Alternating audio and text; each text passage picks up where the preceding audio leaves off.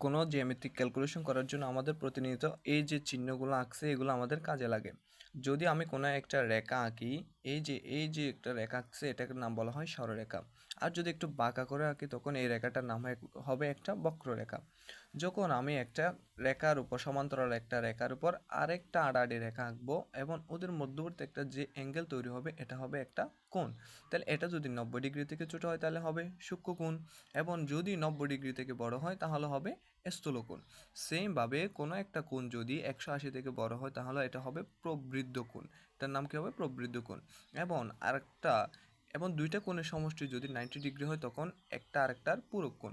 যদি দুইটা কোণের সমষ্টি 180 হয় তখন এই দুইটার একটা আরেকটার সম্পূরক কোণ বলা হয়।